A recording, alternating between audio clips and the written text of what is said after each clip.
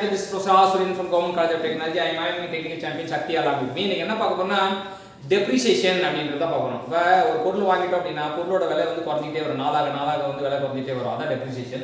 So அத சக்தி வந்து ஒரு 9 क्वेश्चन டெஸ்ட் வச்சிருக்காரு.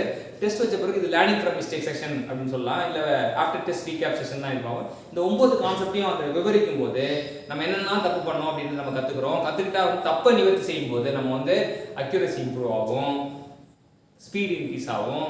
சோ அதுக்கு தான் நம்ம சக்தி வந்து நமக்கு இன்னைக்கு ஹெல்ப் பண்ண போறாரு. இப்போ ஃபர்ஸ்ட் கான்செப்ட் என்ன? The main objective of depreciation is to calculate net profit. எதுக்குங்க டெப்ரிசியேஷன்லாம் கால்குலேட் பண்றீங்க அப்படின்னு ஒரு கேள்வி யாராச்சும் கேட்டாங்க. நாக்கு மேல பல்ல போட்டு ஏன்யா இன்ஜினியர் ஐயா ஏன் டெப்ரிசியேஷன்லாம் கால்குலேட் பண்ணணும் அப்படின்னு கேட்டா நெட் ப்ராஃபிட் தெரிஞ்சுக்கணும்னா டெப்ரிசியேஷன் கால்குலேட் பண்ணணும். அடுத்து Depreciation is generated due to wear and tear.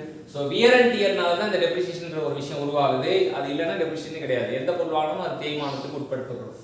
What is the purpose of making a provision for depreciation in the accounts? அக்கவுண்ட்ல வந்து டெப்ரிசியேஷன் ஏன் இருக்கு? To charge the cost of fixed assets against profit. So எதுக்குனா to charge the cost of fixed asset against profit அதுக்காக தான் இருக்குன்றாங்க. According to straight line method of providing depreciation, the depreciation remains constant. Straight line methodல important assumption என்னன்னா depreciation remains constant அப்படின்றாங்க. Salvage means estimated disposal value. Estimated disposal value தான் நம்ம என்னன்னா salvage value அப்படின்னு சொல்றாங்க. Straight line method considers the loss of value of asset is directly proportional to life period. So loss of value வந்து directly proportional to life period. Loss of value வந்து directly proportional to life period இது எந்த மெத்தட்னா straight line method. Sinking fund method sets the depreciation fund aside from containing annual profit. So sinking fund methodன்றது இன்னொரு method டெப்ரிசியேஷன்ல என்ன பண்றாங்கன்னா set the depreciation fund aside from the company annual profit அப்படின்றாங்க.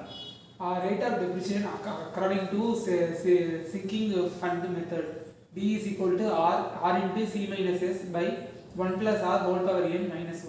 Rate of depreciation கண்டுபிடிக்க ஒரு formula சொல்றாங்க. அதுனா D equal to R open the bracket C minus S divided by 1 plus R whole power n minus 1 அப்படின்றாங்க.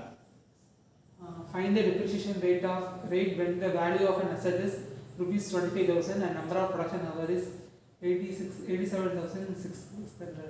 So இது வந்து find the depreciation வந்து கேக்குறாங்க. find the depreciation கேக்குறாங்க. So depreciation கேக்குறாங்க. நம்ம ரெண்டுத்தையும் டிவைட் பண்ணிக்கணும்னா 2,50,000 divided by 8,600 போட்டா 2.85 அப்படிங்கிறது. So இப்போ இன்னைக்கு என்ன கத்துக்கிட்டோம் அப்படினா டெப்ரிசியேஷன்ல இருந்து நம்ம என்னன்னா ஒரு 9 கான்செப்ட் நமக்கு ஒவ்வொரு கான்செப்ட்டையும் வந்து ரத்தின சுருக்கமா சூப்பரா புரியுற மாதிரி நமக்கு எக்ஸ்பிளைன் பண்ண சக்திக்கு நம்ம கண்டிப்பா வந்து நன்றி தெரிவிக்கணும். தேங்க்யூ சக்தி.